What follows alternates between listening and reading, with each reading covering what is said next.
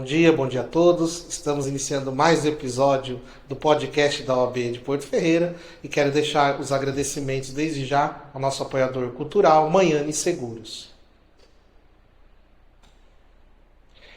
E hoje o tema é inventário e partilha. E para falar sobre o tema, convidamos o advogado, Dr. Ludemir Bento de Godoy. Bom dia, doutor, bem-vindo. Bom dia, doutor Érico. É um prazer estar aqui com vocês aqui no podcast da OAB Porto Ferreira. E hoje vamos falar um pouco, de inventário e partilha. Eu acredito que tem algumas dúvidas, da população em geral e até mesmo de colegas advogados. E espero estar sanando um pouco dessas dúvidas, curiosidades e tudo mais. Muito bom, doutor. Doutor, mas antes da gente começar, conta um pouquinho pra gente da sua trajetória na advocacia, no direito, como começou? Então, eu comecei a fazer a faculdade de Direito, se eu não me engano, foi em 2001 ou 2002, eu me formei pela Faculdade Camilo Castelo Branco, na época, de Descalvado, que era o Polo Descalvado, hoje até mudou, outra Sim. universidade. Eu me formei em 2005 e, a partir disso, eu iniciei os trabalhos jurídicos, trabalhei em escritórios de advocacia, trabalhei no escritório com o Dr. Luiz Olivieri, com o Dr. Érico Olivieri, Dr. Marcos, Dr. Márcio.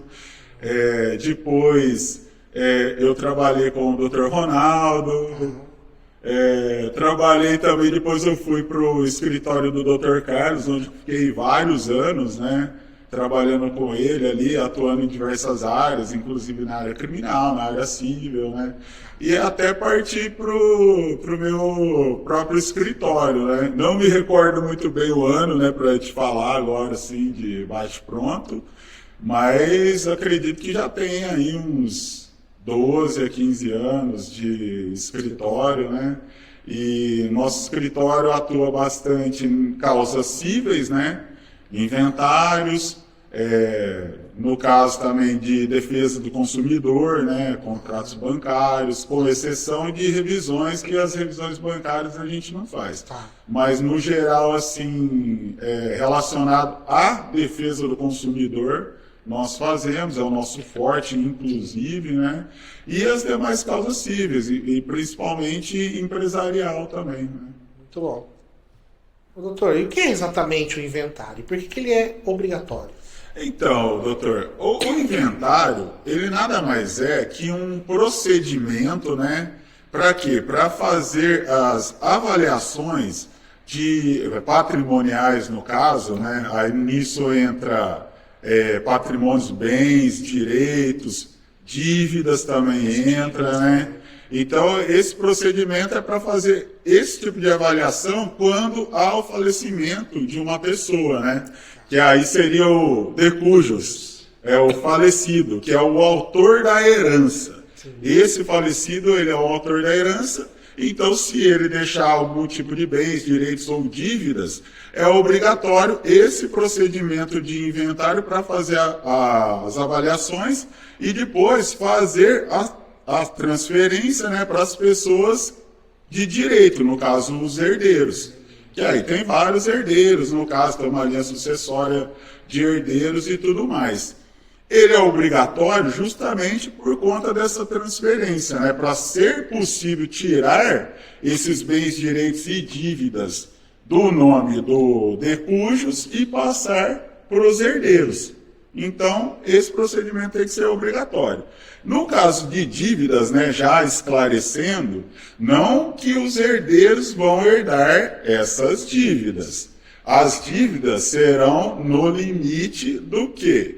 Daquilo que o autor da herança deixou, Ele deixa, se ele deixou 100 mil de dívidas e tem 150 mil para inventariar, no caso, 100 mil vai ser pago para os credores, isso se houver habilitações e tudo mais, Aí, se no caso a dívida for maior do que os bens a ser inventariados, aí vai até o limite dessa dívida. Nenhum herdeiro herda dívida no caso do falecido. É bom deixar isso bem claro. Sim.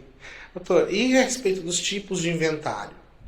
Com relação aos tipos de inventário, nós temos dois tipos, né, hoje em dia, que é o inventário judicial e o inventário extrajudicial.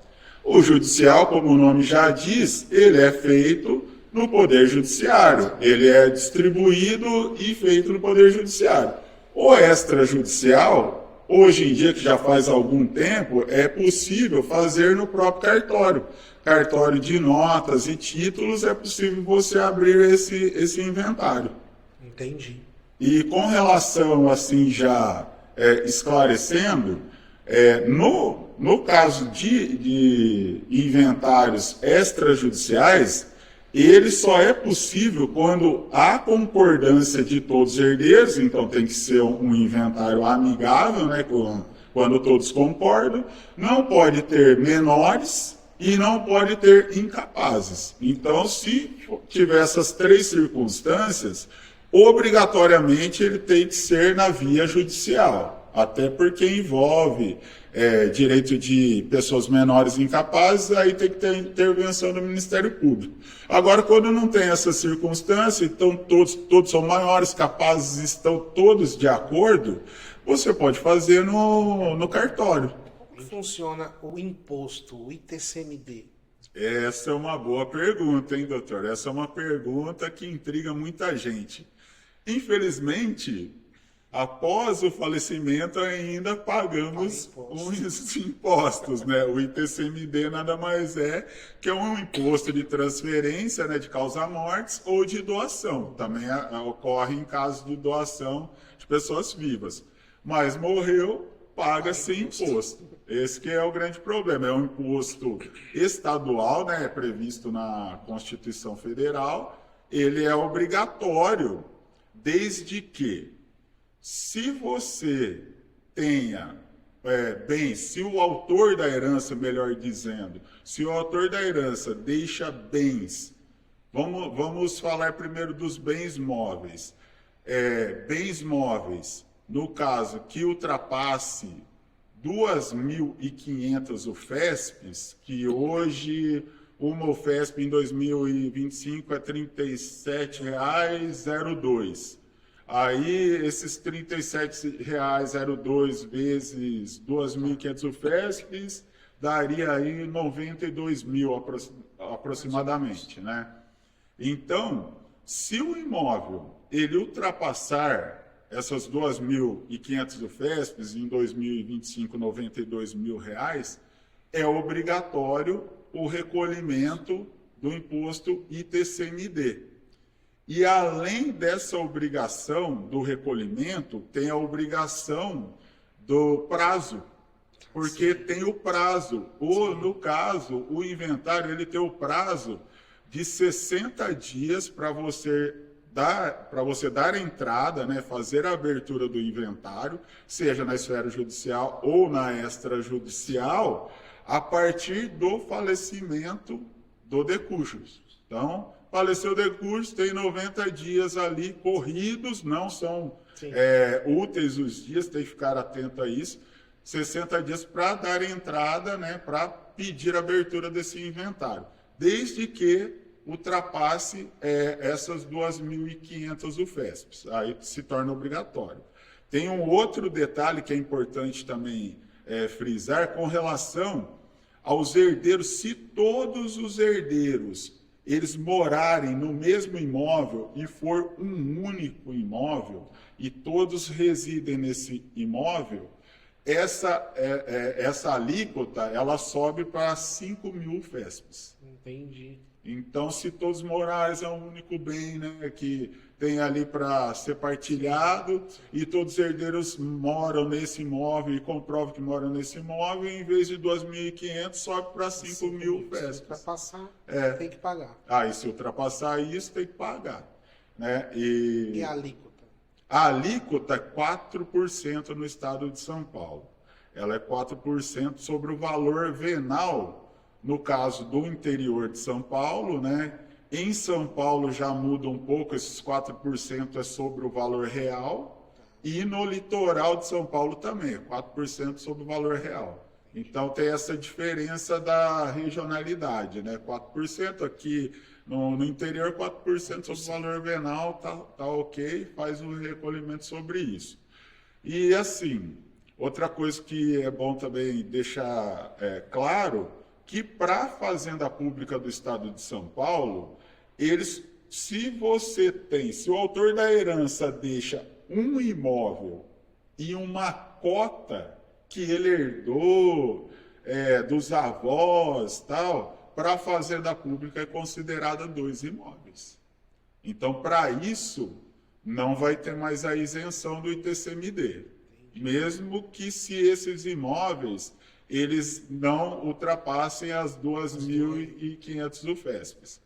Tendo um único imóvel e tendo uma cota, pode ser uma cotinha lá de 0,01. Sim. A Fazenda Pública, não, são 2. Aí vai ser obrigatório o recolhimento desse ITCMD. Aonde mais que ele incide e não tem a isenção, no caso, sobre veículos, qualquer tipo de veículo, qualquer ano, então não tem isenção, é obrigatório o recolhimento, e sobre valores também. Também valores é obrigado a recolher o ITCMD. Agora, de cabeça, eu não me recordo ao certo a isenção. Tem isenção em valores, é um pequeno valor. Quando você tem um pequeno valor, você tem a isenção. Agora não me recordo. Os valores para levantar em conta bancária. Isso. Aí, ultrapassada essa linha, aí também vai incidir o ITCMD. Pode fazer o parcelamento? Pode fazer parcelamento, né? Muitas vezes a Fazenda Pública oferece lá o parcelamento até em 20 parcelas, só que precisa tomar cuidado com os juros e correção que é aplicado pela Fazenda Pública. Muitas vezes, os juros e correção aplicado pela Fazenda Pública não vale a pena. Então, convém, antes, fazer essa pesquisa e, de repente, se for o caso, fazer até um empréstimo pessoal, né? Fazer o pagamento à vista. E fazer o pagamento à vista e pagar o empréstimo pessoal com relação a esses juros e correção monetária. E outra coisa também, quando for caso de inserir o ITCMD, quando é caso de pagamento de ITCMD e não obedecido o prazo de 60 dias, começa o quê? A correr multas. Se você não dá entrada... Se não der entrada dentro do prazo... Dentro do prazo, fazer todos os trâmites, né? A comunicação na Fazenda Pública do ITCMD, que tem lá o preenchimento... Tem a multa. Tem a multa, tem juros, tem correção monetária. Essa multa, ela é gradual e ela pode chegar até 20% do valor. Então é bem pesado. É bem pesado. Doutor, muita gente fala que o inventário demora e é caro, né? Sim, Quais são os fatores aí que encarecem o inventário, que atrasam o processo? É uma circunstância bem complicada esse negócio de encarecer, demorar, porque aí é por questões de procedimentos, né? O inventário, ele acaba demorando, por quê? Porque o que acontece? Muitas vezes acontece briga entre herdeiros. Então, quando há discussões, não há concordância, então isso aí vai ser um inventário judicial, ele pode se arrastar aí por anos e anos, afinco, né? Então, é um fator que demora bastante. Outra coisa que pode demorar, né, o inventário é quando os herdeiros não estão preparados para essa questão do ITCMD, do pagamento. Então, deu a entrada lá no inventário, tudo, não, tem que pagar ITCMD. Não tem, a família não tem o dinheiro e não adianta. Se gerou o imposto ITCMD, passou todos aqueles limites, que inclusive agora eu me recordei com relação aos valores, valores até 1.000 UFESPs são isentos, né? Fazendo um adendo já, aproveitando esse gancho. E esses 1.000 UFESPs 30 mil reais, né? Então, abaixo disso é isento, acima disso gera o imposto. E, às vezes, a família não está preparada, então aí não paga o imposto, o inventário fica parado. É outro fator aí que, no caso, demora bastante, né?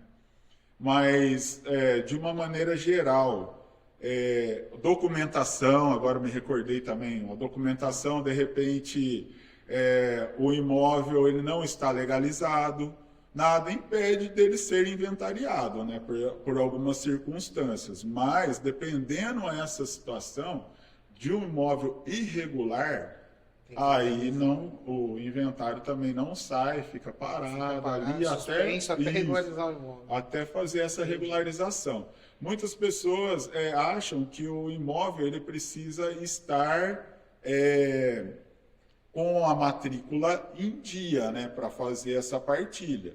Não necessariamente. Nós temos aqui no Brasil, que é muito praticado, em razão até dos impostos, os contratos, né, particulares, os famosos contratos de gaveta.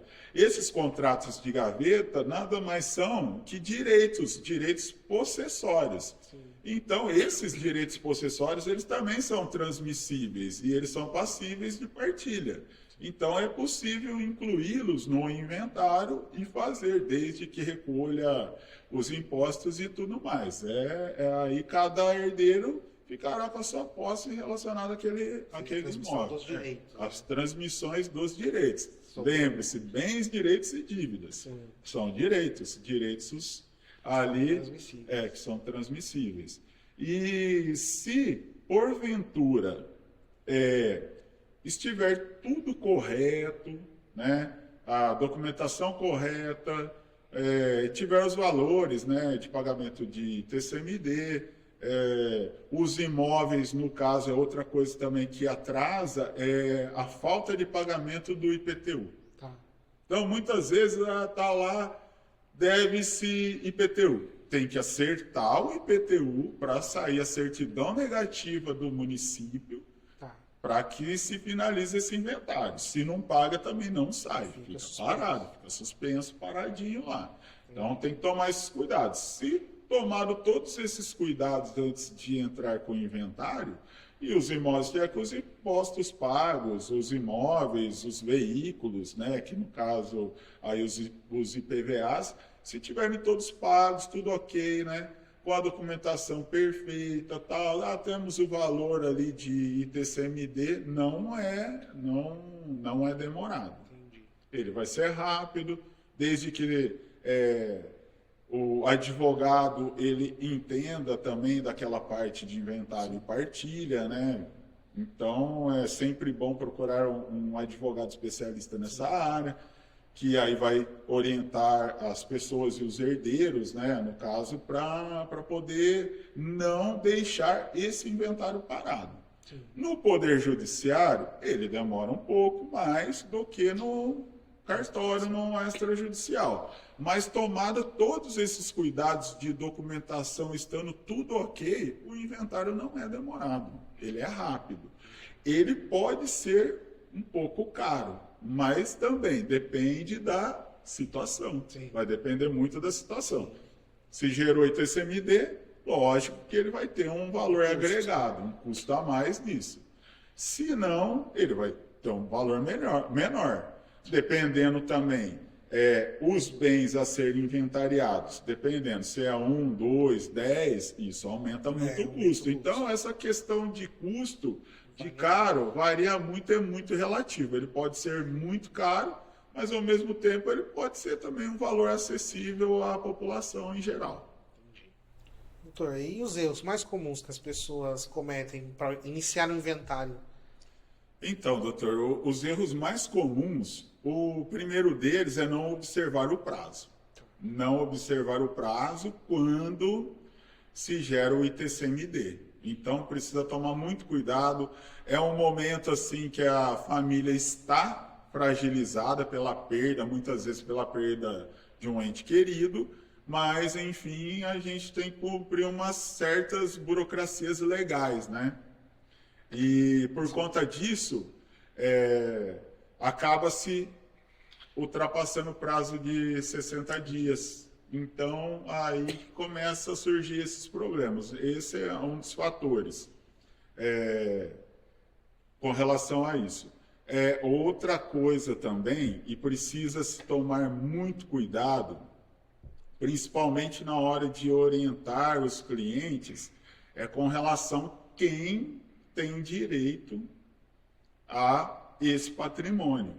Muitas vezes há uma confusão, e isso acontece no escritório, quando vem a informação de que o cônjuge ele era casado na separação total de bens, então ele não tem direito.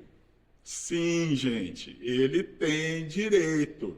Se o cônjuge sobrevivente for casado na separação total de bens, ele, de qualquer forma, é herdeiro necessário. Ele herda. Ele vai herdar. Ele não vai herdar os bens, no caso, né, que já estão separados, no caso dele. Mas aquele cônjuge que faleceu, se ele tem um bem particular, o cônjuge sobrevivente que está casado na separação total de bens, ele vai concorrer com os demais herdeiros, se houver. Se houver descendentes, ele concorre com os descendentes. Ele não vai ser só meieiro. Ele não vai ser meieiro. Ele vai concorrer. Se houver ascendentes, ele vai concorrer. Se não houver nem descendente nem ascendentes, ele vai herdar tudo. Como cônjuge. Então, essa questão precisa se ater, porque essa questão da separação, casamento, regime de casamento e separação total de bens, ela serve para quê? Para divórcio. Agora, para a sucessão hereditária, é diferente. O cônjuge está lá como herdeiro necessário. Então, é um erro, assim, muito comum que acontece, que as pessoas imaginam, até mesmo nossos colegas de profissão, que o regime de bens tem que separar. Sucessão hereditária, no caso de divórcio, né? No caso do divórcio, partilha de divórcio. Mas, com certeza, é um erro e herda. O cônjuge sobrevivente, ele vai herdar. Doutor, e há formas de planejar a sucessão para reduzir os custos, evitar alguns problemas? Sim, boa pergunta também, doutor. Essa é a dúvida de várias pessoas, né? No caso, dá para amenizar os custos de inventário. Primeiro de tudo, tem que se programar. Nós temos que ter em mente que um dia uma pessoa vai falecer. Então, o primeiro deles seria se programar, economizar, juntar um dinheiro. Fora isso, né, para poder fazer o inventário, se for o caso de inventário. A gente sabe que no Brasil as pessoas ainda têm muito...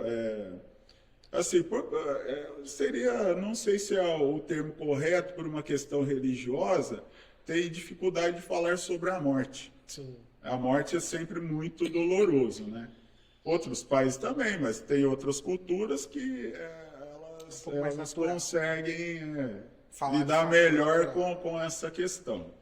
Então, assim, no caso, para reduzir custos, uma forma muito boa é fazer as doações em vida. A doação em vida também, ela reduz muito esse custo, que aí, no caso, quem está doando pode deixar, no caso de imóveis, né, pode deixar esse imóvel com usufruto vitalício, ele vai usar esse imóvel, vai usufruir desse imóvel até a sua morte. Então, tem essa cláusula. Fez a doação. Isso, mas já fez a transmissão da propriedade. Já transmitindo essa propriedade com uma cláusula garantidora de que ele vai ficar nesse imóvel o resto da vida. Isso pode reduzir muito o custo, porque assim, Da mesma forma que no falecimento tem o ITCMD, no caso de doação também, né? Que é o imposto estadual, que ele é o imposto de causa-morte, e o sobre doação É o e D, transações. o D do ITCMD. Isso, exatamente, é isso aí, doutor. Então, mas ele também tem a alíquota de 2.500 UFESPs. Só que essa alíquota, ela tem um diferencial no caso de doação, porque ela incide sobre a cota a ser doada. Então, quanto mais herdeiros tem e mais dividido for, as 2.500 UFES vai recair sobre cada cota. Cada cota. Entendeu? Então, esses 90 mil, né, vamos colocar em valores, esses 90 mil, ele não é que nem na causa-mortes, que é sobre o total. Não, ele seria, no caso, sobre as cotas a ser doadas. Então, é uma forma, de repente, de fugir desse valor alto do ITCMD. E também tem as isenções. Se não ultrapassar as 2.500 UPESPs, a doação fica isenta. Então, é bom fazer esse tipo de planejamento, pessoas, principalmente que tenham mais de um imóvel, pensar nessa doação em vida, né? Porque essa doação em vida, apesar de transmitir a propriedade, a pessoa que está transmitindo, ela fica segura, ela não vai ser retirada desse imóvel, não tem como, judicialmente essa questão não vai acontecer, né? Se chegar a esse ponto, se procurar o Poder Judiciário, vai haver essa reversão e tudo mais. Sim. Então é uma forma segura, assim, de um planejamento aí para reduzir custos de inventário.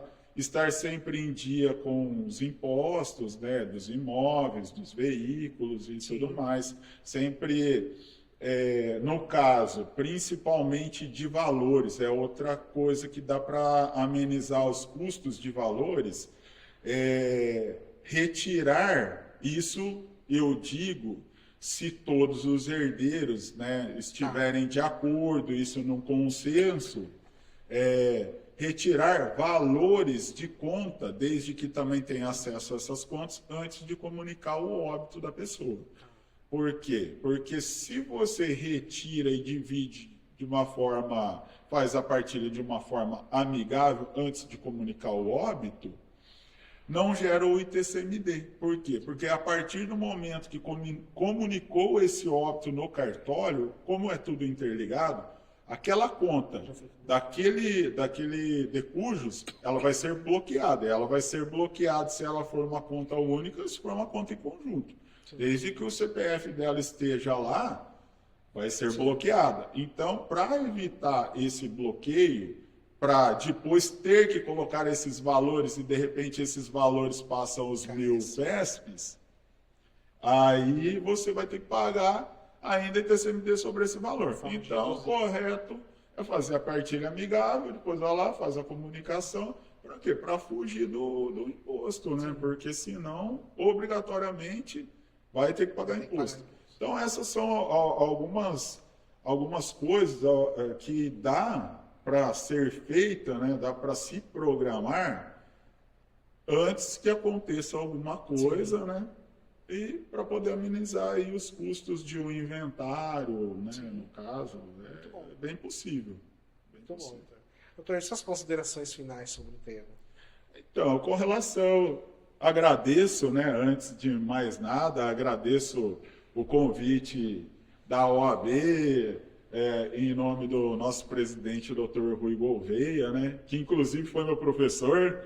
Foi meu professor de processo civil. Tá.